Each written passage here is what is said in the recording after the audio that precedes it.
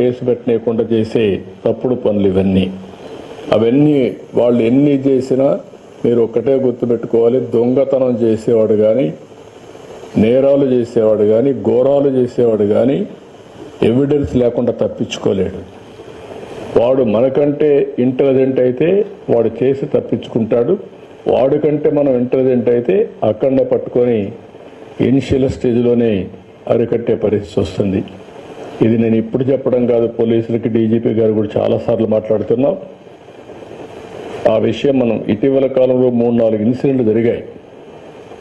బంగారుపల్లిలో ఒక ఇన్సిడెంట్ జరిగింది.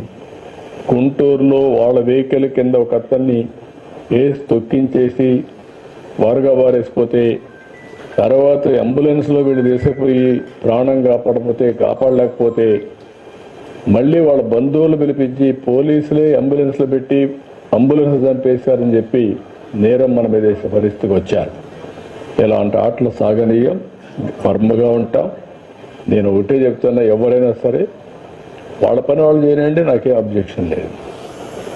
వాళ్ళ పని కాకుండా ఇష్టానుసారంగా చేసి ఈ ప్రభుత్వం అసమర్థత చేతగాదు అని బ్లేమ్ చేస్తే మాత్రం ఎవరిని వదిలిపెట్టే పరిస్థితి లేదు. పోలీసులు డ్యూటీ పోలీసులు చేస్తారు. ఎవరైనా సరే ఒక పద్ధతి ప్రకారం ఉండాల్సిన అవసరం ఉందని చెప్పి కూడా మరొక్కసారి పోలీసులందరికీ విజ్ఞప్తి, రాష్ట్రం మొత్తం పోలీసు వ్యవస్థకే విజ్ఞప్తి చేస్తున్నాను.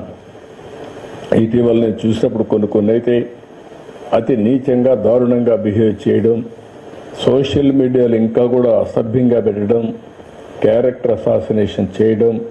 నేను ఒకే మాట చెప్పాను, ఎన్డీఏ పార్ట్నర్స్ ఎవరు కూడా పెట్టాం. నేను ఎవరన్నా ఎన్డీఏ పార్ట్నర్స్ కూడా నాకు అది ఆమోదయోగ్యం కాదు. ఏదైనా సరే సోషల్ మీడియాలో పెట్టడం, లేకుంటే రౌడీజం చేయడం, లేకుంటే హత్యలు చేయడం ఎవరిని నేను యాక్సెప్ట్ చేయను.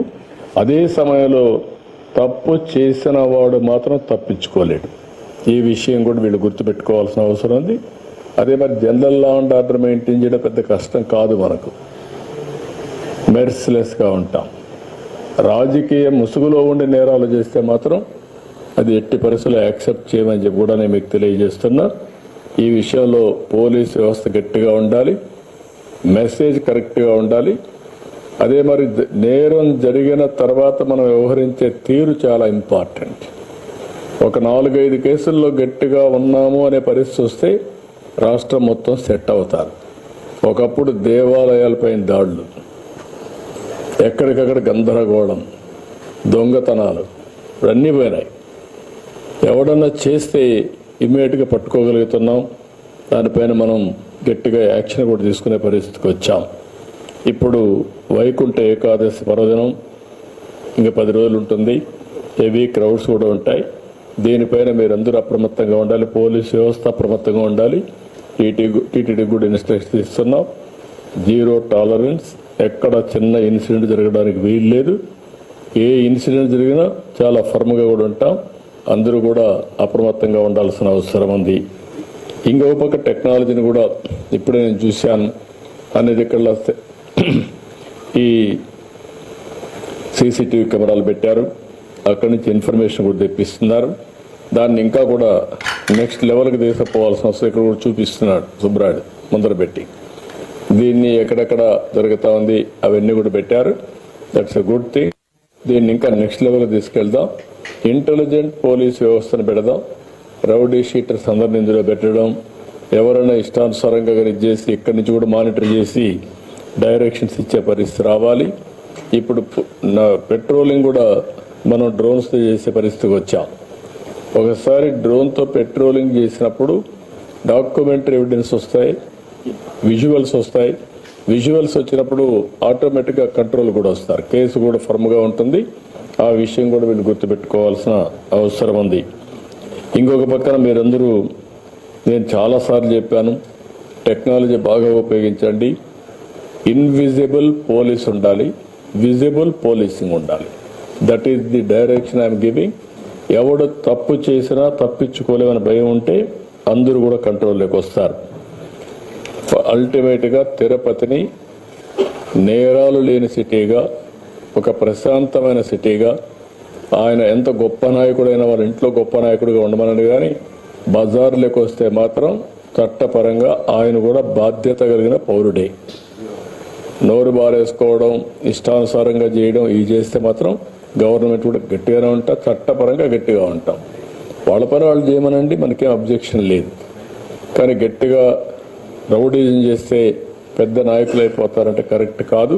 ఇది గుర్తుపెట్టుకోవాల్సిన కోర్టు. నేను ఇక్కడే పుట్టా, ఇక్కడే పెరిగా. నాకు ఈ ప్రాంతంలో ప్రతి ఒక్క వీధి తెలుసు, ప్రతి ఒక్క సందు తెలుసు, ప్రతి ఒక్క ప్రాంతం తెలుసు, ప్రజల మనోభావాలు తెలుసు. కాబట్టి ఎలాంటి జరగకుండా చూసే బాధ్యత మీదని చెప్పి తెలియజేసుకుంటూ, మీరు చేసే ప్రతి ఒక్క పనికి, మంచి పనికి ప్రభుత్వం తరఫున పూర్తిగా సహకారం ఉంటుంది. అన్ని విధాలు అండగా ఉంటాం. ఇది ఫ్యూచర్ సిటీ. ఎందుకు ఫ్యూచర్ సిటీ అంటున్నానంటే, తిరుపతి, ఇప్పుడు విశాఖపట్నం ఆల్ ఐటీ కంపెనీస్ అన్నీ వచ్చాయి. అమరావతి రాజధాని, అదే తిరుపతి వెంకటేశ్వర స్వామి ఉన్న స్థలం ఇది. కలియుగ దేవుడు అనగానే మనకు వెంకటేశ్వర స్వామి గుర్తొస్తారు. ఆ మహిమ ఇక్కడ ఉంది. ఎవరైనా తప్పు చేస్తే ఆటోమేటిక్గా దేవుడే పనిష్ చేస్తున్నాడు. ఇంకొక జన్మలో కాదు, ఈ జన్మలో పనిష్ చేస్తున్నాడు. I have seen, I'm witnessing.